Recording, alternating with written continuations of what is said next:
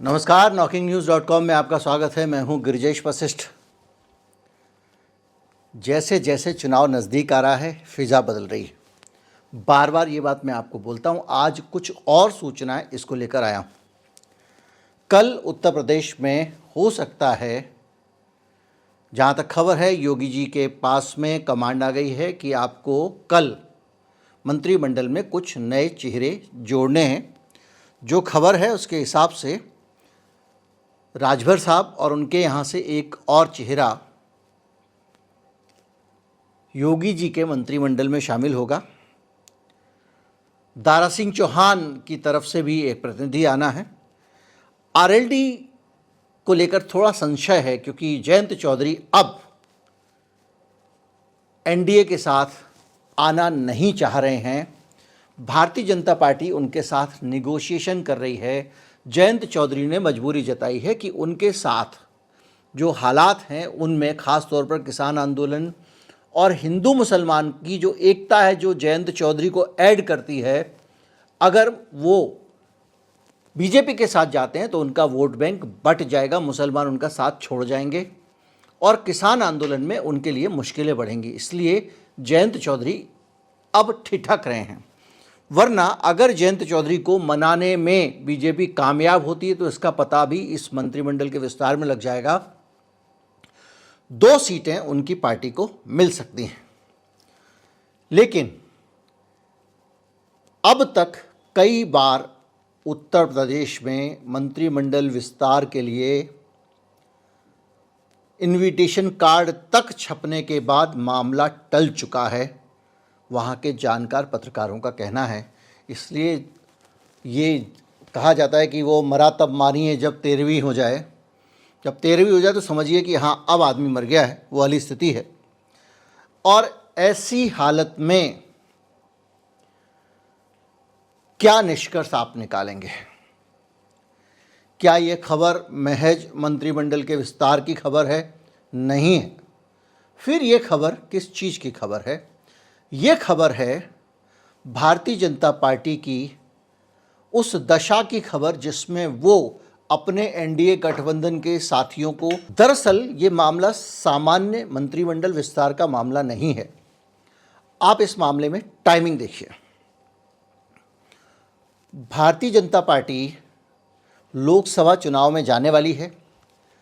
Party जिस तरह के गणित में गठबंधन में लगी हुई है, जिस तरह के हिसाब किताब में लगी हुई है, वो सब कुछ साफ है। अभी हाल में पार्टी ने एक बैठक की थी, जिस बैठक में बाकायदा उस एक एक सीट का एनालिसिस किया गया था, जिसके बारे में मैंने आपको जानकारी दी थी। मैंने आपको बताया था कि कितनी सीटें ऐसी हैं जो भारतीय जनता पार्टी ने 30,000 के कम अंतर पे जीती हैं, और उन सीटों को भारतीय जनता पार्टी को खोने का सबसे बड़ा खतरा है।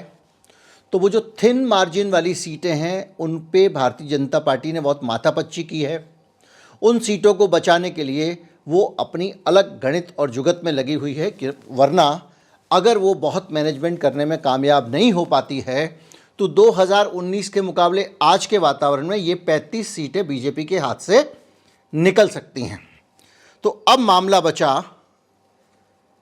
कि ये जो मंत्रिमंडल का विस्तार हो रहा है, क्यों हो रहा है? इस पूरे विस्तार के पीछे वही चिंता दिखाई देती है जो चिंता बनारस में मोदी जी के दौरे के पीछे थी।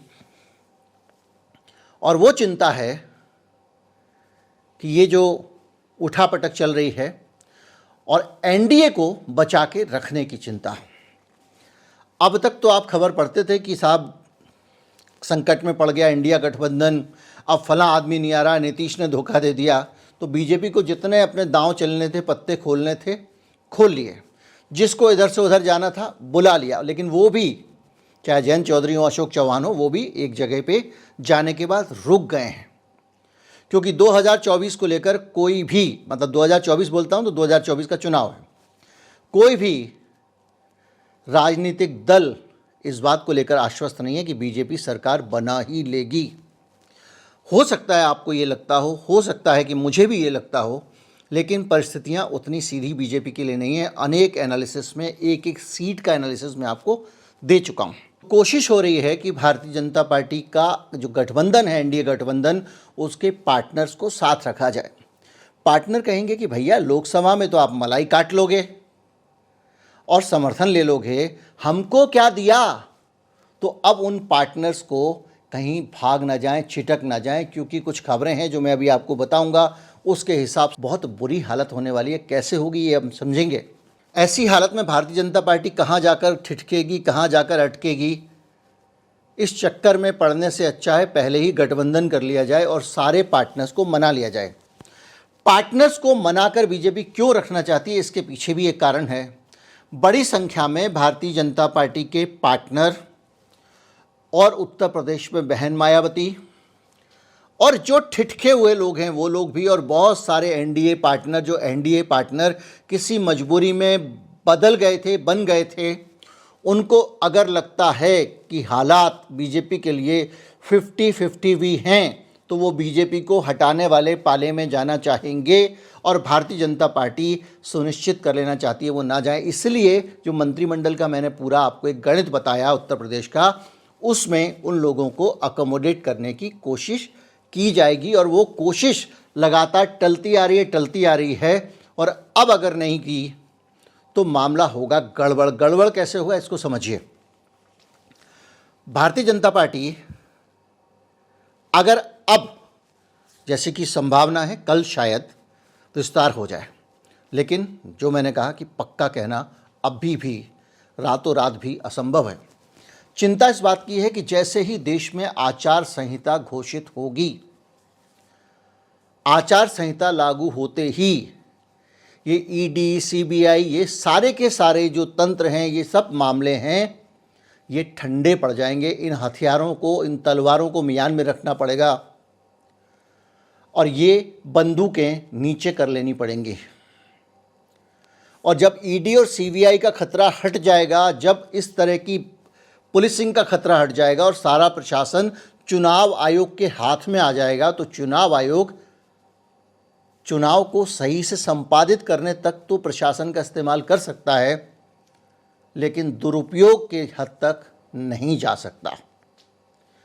तो मायावती को अगर आज लगता है कि भारतीय जनता पार्टी, लेकिन लगना चाहिए कि भारतीय जनता पार्टी हार सकती है, तो वो भारतीय जनता पार्टी के खिलाफ वोट देंगे।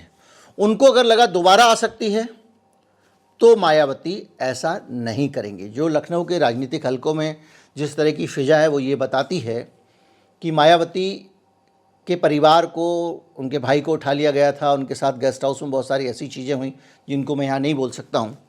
उसके बाद से वो थोड़ा सा सकपकाई हुई हैं। उनकी ज़मीन भी थी उत्तर प्रदेश में, उस ज़मीन को भी काफ़ी हद तक उनके हाथ से निकल गई होती। तो इसलिए वो अब बीजेपी से दूर तभी जाएंगी जब उनको ये पक्का भरोसा हो जाए अब बीजेपी ना आने की। तो 50-50 भी रहा तो अपना वजन उधर रखना चाहेंगे। इसी तरह से ये जो पार्टनर है, आज किसी न किसी की कहीं कोई मजबूरी हो सकती है, किसी एजेंसी की मजबूरी होती है, किसी तरह की मजबूरी हो सकती है, तो वो लोग बीजेपी के साथ खड़े हुए हैं। लेकिन जब चुनाव का ऐलान हो जाएगा और वो माहौल, वो चीज़ें नहीं दिखेंगी 2019 वाली, तो एनडीए पार्टनर भी कहेंगे कि भैया ये देखिए, आप ऐसे एक फिल्म का सीन याद करिए। आपके माथे पे कुछ लोगों ने पिस्तौल लगाई हुई है और वो हीरो को बोलते हैं ये कर, वो करता है, उसको जो जो करवाते हैं वो करता जाता है। लेकिन जैसे ही हीरो को मौका मिलता है वो झट से उस बंदूक को कब्जे में करके और पासा पलट देता है, पूरी सिचुएशन को ओवर पावर कर लेता है। जिस विलेन का वो हुक्म मान रहा था, उस विलेन का हुक्म वो तब तक मान रहा था जब तक कि उस विलेन को नष्ट करने की शक्ति उसके पास नहीं आ गई थी। आचार संहिता लागू होने के बाद बहुत सारे लोग ऐसे निकल कर आने वाले हैं, क्योंकि ये प्यार नहीं है, ये वो जो बिहार में एक भगोरिया शादी होती है, क्या होता है, ये वो है। इसमें ज़बरदस्ती उठाकर दुल्हन को लाया गया है। यहाँ पर प्रेम विवाह नहीं है। तो जैसे ही मौका मिलेगा या तो बालकनी से भाग जाएगी या छत से कूद के भाग जाएगी या कहीं से भाग जाएगी। लेकिन अगर उसको लगा कि ये ढूंढ के मुझे ला सकती है और वहाँ से भी मुझे उठा लाएंगे, खतरनाक लोग हैं, तो चुपचाप सकपकाई बैठी रहेगी। तो जो एजेंसियों के दुरुपयोग सदुपयोग जो भी आप कहें, उसका जो मसला है ये तब तक ही है जब तक चुनाव आचार संहिता लागू नहीं होती। तो भारतीय जनता पार्टी चाहती है कि एक बार प्यार का इजहार कर दें, भले ही किडनैप करके लाए हैं, इसको आई लव यू तो बोल ही दें ताकि ये भाग ना जाए। इसीलिए ये जो जितना मंत्रिमंडल विस्तार की बात मैंने आपको कही है वो सारी की सारी जल्दी होने वाली है।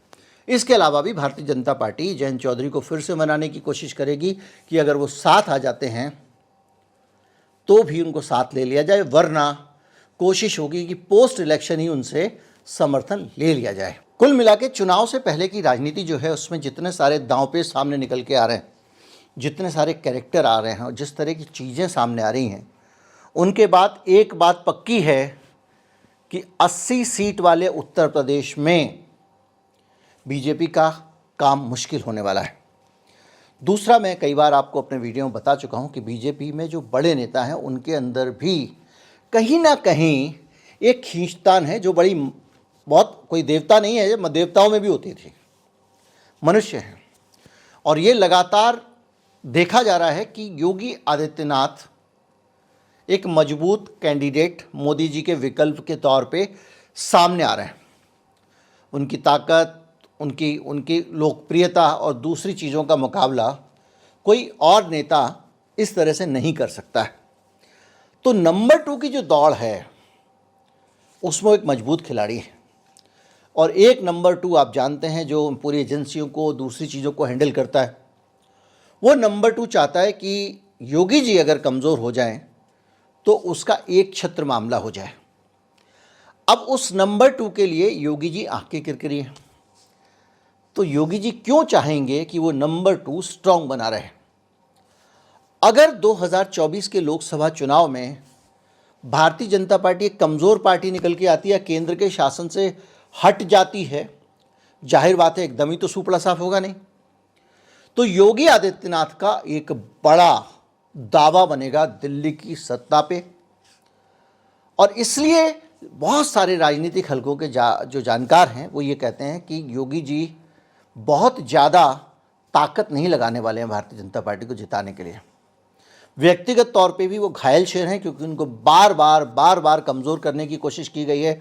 मैंने आपको बताया था कि कैसे एक ब्यूरोक्रेट को पहले रिटायर करके उनको उप मुख्यमंत्री बनाने के लिए भेज दिया था, योगी जी अड़ गए। कैसे जैसे ही योगी जी मुख्यमंत्री बनते हैं पूरा ब्यूरोक्रेसी के ज़रिए उनकी सत्ता को दिल्ली से नियंत्रित करने की कोशिश की जाती है, लेकिन योगी जी ने एक न सुनी। दूसरा चुनाव जीत कर आए, अपनी दम पर जीत कर आए। दूसरा चुनाव जीतने के बाद भी उनके विकल्पों पर चर्चा छेड़ी गई और यहाँ तक कहा गया कि जातीय जनगणना आने के बाद में उत्तर प्रदेश में क्षत्रिय मुख्यमंत्री रखने से अच्छा है कि केशव प्रसाद मौर्य या किसी ऐसे पिछड़े मुख्यमंत्री को रख दिया जाए जिसके आधार पर हम वोट मांग सकें। वहाँ पर भी चाल नाकाम हुई।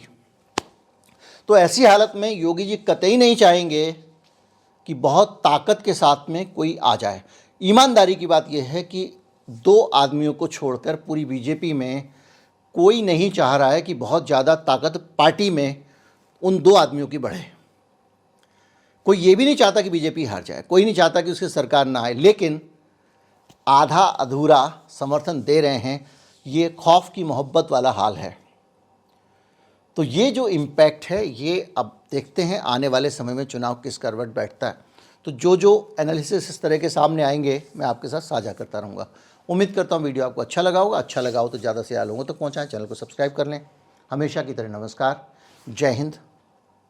आप शेयर करते हैं तो ताकत बढ़ती है।